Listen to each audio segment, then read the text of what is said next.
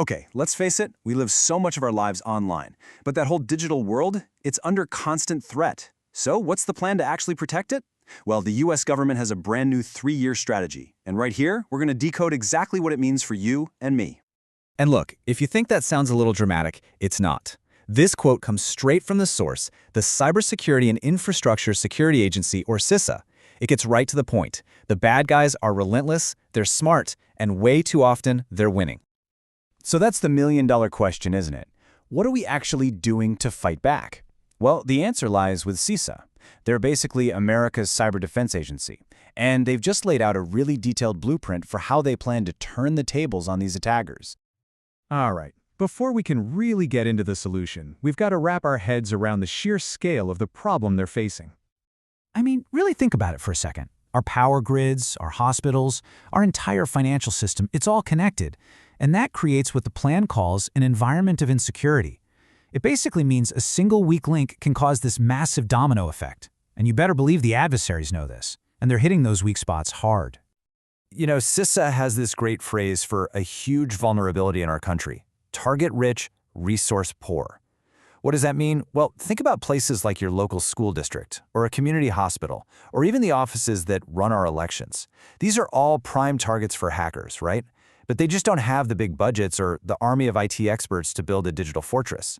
That makes them incredibly vulnerable. So you can see CISA's focus has to be incredibly wide. I mean, they're looking at everything. You've got federal government networks, the big tech giants who build our digital world, all that critical infrastructure we rely on, and, like we just talked about, those really essential but under-resourced organizations that are just trying to keep the lights on. Okay, so how on earth do you protect the landscape that's so huge and diverse? Well, CISA's plan actually boils down to a really clear 3-part strategy, where each piece builds on the next. And here they are. It's a 3-step plan. First, address the immediate threats. You can think of this as putting out the fires that are burning right now. Second, harden the terrain. This is all about reinforcing our digital foundations to prevent future fires from even starting. And third, drive security at scale. This is the big one. It's about changing the rules so that things are built to be fire-resistant from the get-go. And it's really important to get this. These goals aren't just a checklist. They create what the plan calls a virtuous cycle. See, when you understand today's attacks, you can build much better defenses for tomorrow. And when you build better defenses, you start pushing the tech companies to create safer products for every single one of us. It's all connected, a feedback loop designed to make the whole system stronger. All right, let's dig into goal number 1, fighting those immediate threats. This is where CISA really acts like the nation's cyber firefighters. It's all about speed and scale, responding to attacks that are happening as we speak. So how do they do that? Well, first, they have to see the threats coming, which means teaming up with partners to get the full picture. Then, they work with security researchers to patch up holes before the bad guys can use them. They're also actively hunting for weaknesses themselves, and leading these big joint operations with industry and our allies to literally kick adversaries out of our networks. So how do you know if you're winning? For them, a huge measure of success is cutting down something called dwell time. Now that's just the amount of time a hacker gets to hang out inside a network after they've broken in, before anyone finds them. The shorter that dwell time, the less damage they can do.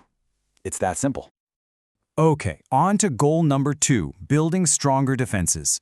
Now, if goal 1 was all about firefighting, you can think of this one as being the architects, reinforcing our digital buildings so they're way harder to break into in the first place. And the key word here is proactive.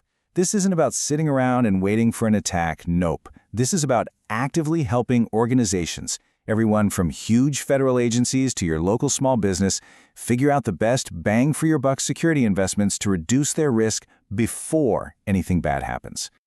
And trust me, they are obsessed with making sure this stuff actually works. They measure everything. So for a service like Protective DNS, they're not just hoping it helps, they are tracking the exact number of malicious website requests it blocks. For something called Attack Surface Management, they're timing how much faster they can help someone fix a vulnerability.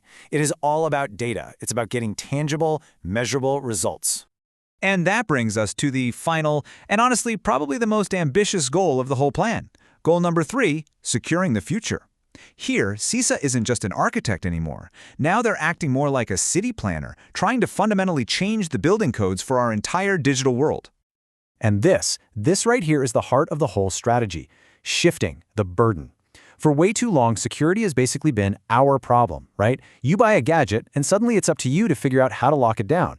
Well, this new vision, called Secure by Design, completely flips that around. It says, no more. From now on, the tech manufacturers, the people who build the stuff, have a responsibility to ship products that are safe right out of the box with strong security turned on by default. And this goal is also about looking way over the horizon. CISA is already getting ready for the security risks that'll come with AI. They're also thinking about the threat from what are called cryptographically relevant quantum computers, CRQCs for short, which could, one day, break all of our current encryption. And maybe most importantly, they're focused on building up our national cyber workforce, making sure we actually have the skilled people we need to handle whatever comes next. So when you put it all together, the firefighting, the architecture, the city planning, what's the end game here? What does success actually look like in this grand vision? Well, this quote from the plan itself just says it all. The goal is to create a future in which damaging cyber intrusions are a shocking anomaly. Think about that.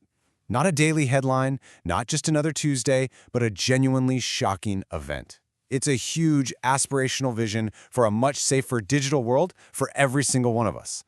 And that really leaves us with this one final critical question.